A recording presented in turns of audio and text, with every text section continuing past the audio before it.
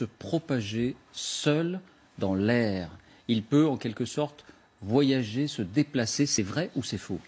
Eh bien, c'est faux. Ce coronavirus ne peut pas se propager sur de longues distances dans l'air puisqu'il se transmet par les gouttelettes respiratoires de la personne infectée lorsqu'elle tousse ou éternue. Or, ces gouttelettes sont trop lourdes pour voyager loin.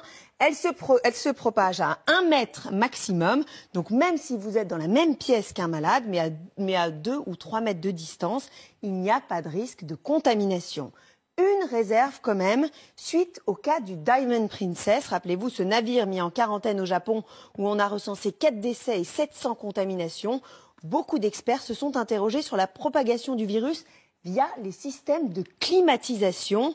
Les gouttelettes émises par des patients contaminés auraient pu voyager dans les conduits d'aération, surtout que le système d'aération au sein des cabines n'était pas pourvu de filtres comme ceux prévus dans les hôpitaux. Mais le virus peut survivre sur des objets comme les billets de banque si les gouttelettes tombent dessus d'une certaine manière. C'est vrai ou c'est faux? C'est vrai, mais le risque est très faible. Les données scientifiques montrent que le coronavirus peut survivre sur des objets pendant quelques heures, voire exceptionnellement quelques jours. Si une personne infectée touche ou éternue sur cet objet, il peut être contaminant. La meilleure protection consiste donc à se laver les mains régulièrement. En Chine, on a d'ailleurs vu des opérations massives de désinfection de billets de banque, notamment à Wuhan.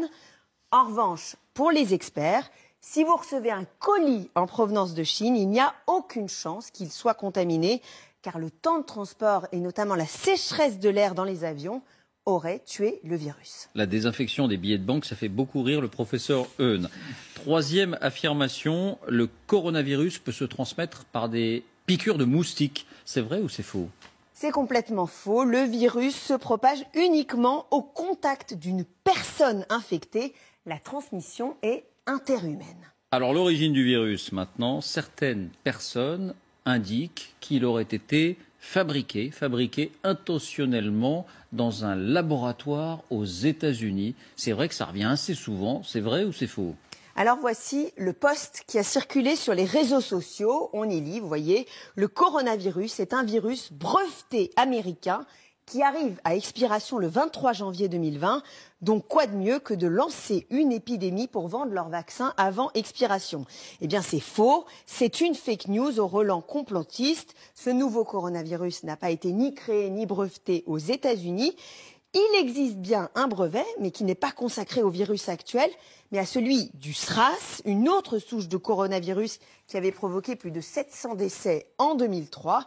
Deuxième fake news, et on s'en rend bien compte aujourd'hui, il n'existe aucun vaccin pour le Covid-19 qui sévit en ce moment. Bien, sur la gravité du virus, on entend beaucoup de choses aussi. Ce virus est très mortel, très létal. C'est vrai ou c'est faux? Faux. Pour l'instant, on compte 2700 décès en Chine et 77 504 contaminations, soit un taux de mortalité, si on le calcule, de 3,4%. Mais ce chiffre semble largement surestimé puisque tous les malades n'ont pas forcément été identifiés. La dernière étude chinoise du 21 février évoquait plutôt un taux de mortalité de 2,3%. C'est plus que la grippe saisonnière, 0,1%, mais beaucoup moins que l'épidémie de SRAS, 9,6%. Pour le ministre de la Santé, la grande majorité des cas sont sans gravité. Écoutez. On sait, 80% des formes sont des formes sans gravité.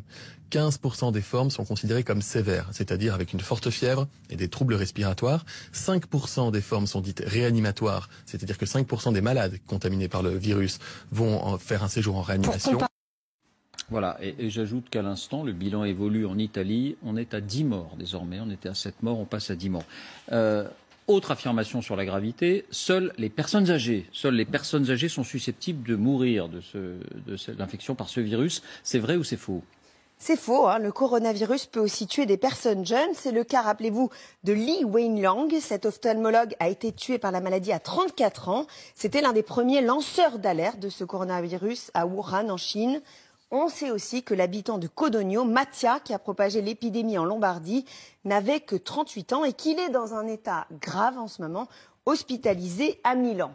Mais dans la grande majorité des cas, les victimes sont des personnes âgées, souvent atteintes d'autres pathologies. Chez les plus de 80 ans, le taux de létalité du coronavirus monte à 15%. À l'inverse, pour les moins de 39 ans, ce taux chute à 0,2%.